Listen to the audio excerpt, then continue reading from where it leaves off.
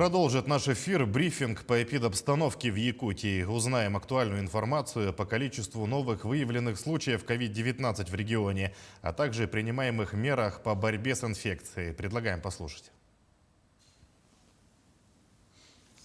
Ольга Валерьевна, здравствуйте. Расскажите, пожалуйста, об эпидемиологической обстановке в республике на сегодняшний день. Добрый день, уважаемые жители Республики Саха-Якутия. Текущая санитарно-эпидемиологическая ситуация в республике характеризуется 29 новыми случаями коронавирусной инфекции. При этом в городе Якутске фиксируется 20 случаев, в Алданском, Ленском, Алюкминском районах, в Мирнинском, Нерюнгринском, Алюкминском, Татинском и Тампонском районах по одному случаю.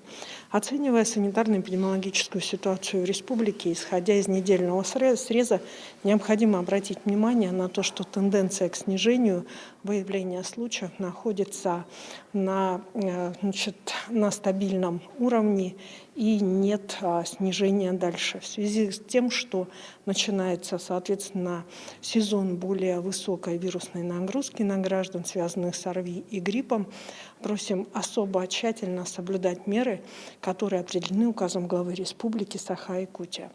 За сутки в учреждениями здравоохранения и Роспотребнадзора Республики проведено 1500 исследований на новую коронавирусную инфекцию. Всего с начала пандемии обработано 1 018 477 тестов. В настоящий момент в республике полномассово идет вакцинация населения. Поступило в целом вакцины 102 712 доз. Первую вакцинацию прошли уже 63 255 человек. Полностью вакцинированных на территории республики 53 350 человек. Вакцинация проходит в целом во всех медицинских учреждениях республики. На настоящий момент заканчивается поступление вакцины даже в самые дальние населенные пункты республики. В целом использовано 62,2% от поступившей вакцины. Уважаемые жители Республики Саха-Якутия, оценивая санитарно-эпидемиологическую ситуацию в республике, хотелось бы обратить ваше внимание на ту тенденцию, которая сложилась в целом в Российской Федерации.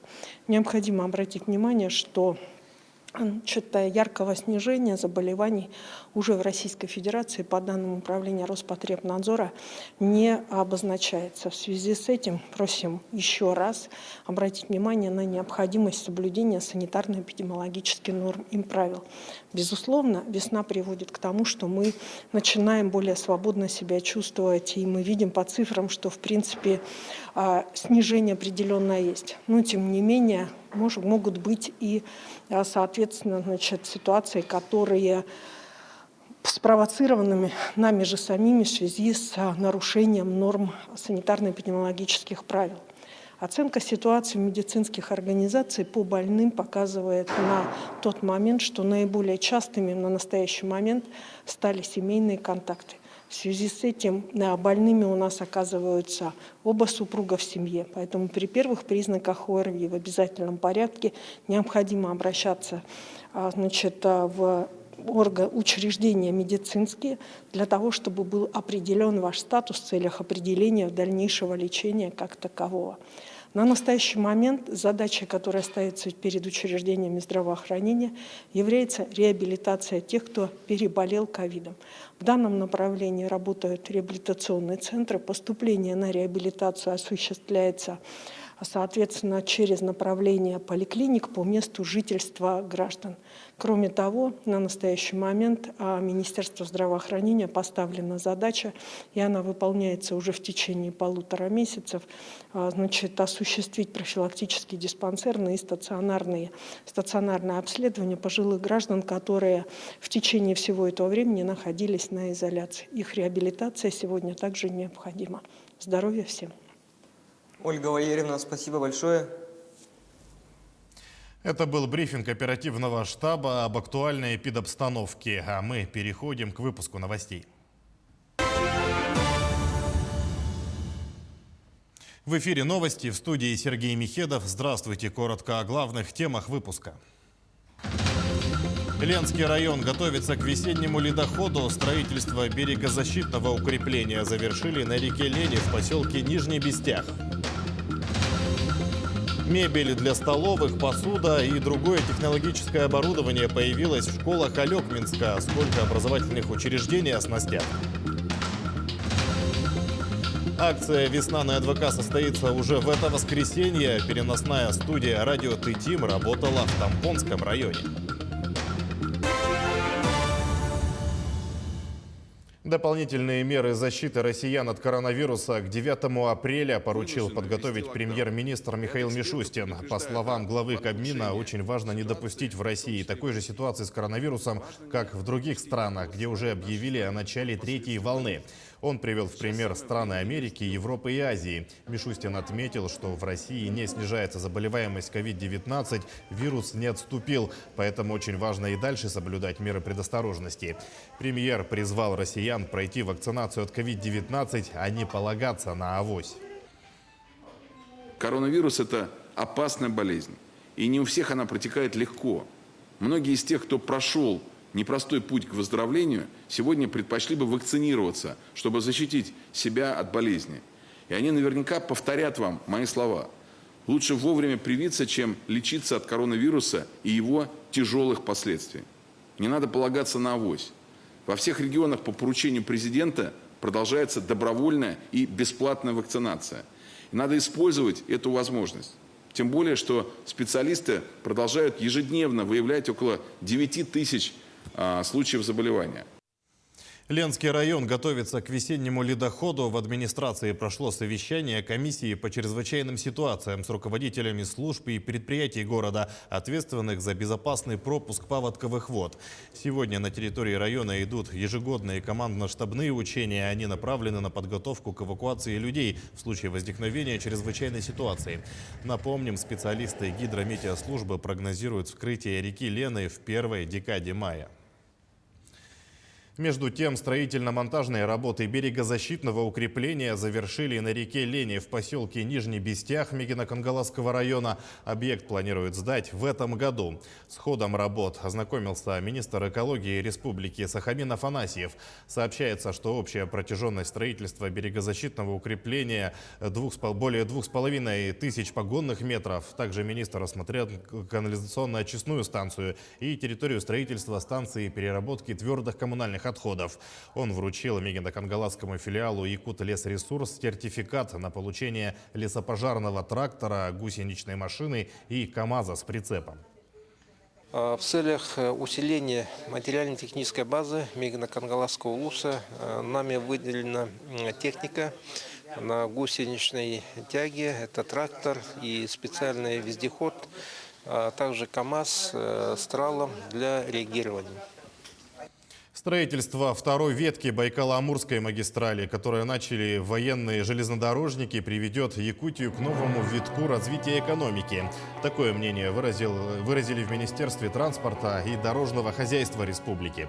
Напомним, началось строительство участка БАМа от Улака до Февральска длиной 340 километров. На объекте работают 10 бригад железнодорожных войск. Вторая ветка магистрали позволит Якутии увеличить провозную способность для отгружаемого в регионе угля. Это отразится на промышленном комплексе республики и приведет к новому витку экономического развития региона в целом, отметили в Минтрансе. В этом году в Якутии по программе «Земский врач» запланировано 137 квот. Из них врачей 110, фельдшеров 27. В программу также включаются акушерские и медицинские сестры. Таким образом будут охвачены все уровни оказания медпомощи. По программам «Земский доктор» и «Земский фельдшер» за 8 лет привлечены 932 специалиста, 702 из которых были направлены на работу в сельские поселения. В Арктику выехали работать 193 врача и 74 фельдшера. Напомним, с прошлого года в регионе размер выплат медикам увеличился вдвое. Врачи, прибывшие работать в поселке городского типа села и рабочие поселка, получают по 2 миллиона рублей, фельдшера по 1 миллиону рублей. А врачам, приезжающим в города с населением до 50 тысяч человек, предусмотрено по 1 миллиону рублей и фельдшерам 500 тысяч рублей. Ликвидация кадрового дефицита в организациях, оказывающих первичную медико-санитарную помощь, одна из задач национального проекта здравоохранения. Власти Якутии выделят 55 миллионов рублей на развитие скороспелой отрасли сельского хозяйства. Сейчас в республике насчитывается более 20 тысяч голов свиней и порядка 850 тысяч голов птицы. Согласно проведенной среди районов заявочной кампании, потребность в поставке скороспелой сельхозживности составляет более 34 тысяч кур-несушек, 3,5 тысячи поросят, а также 4,5 тысячи тонн кормов. Для поставки поголовья скороспелой живности и комбикормов правительство выделит средства из регионального бюджета и возместит часть транспортных расходов.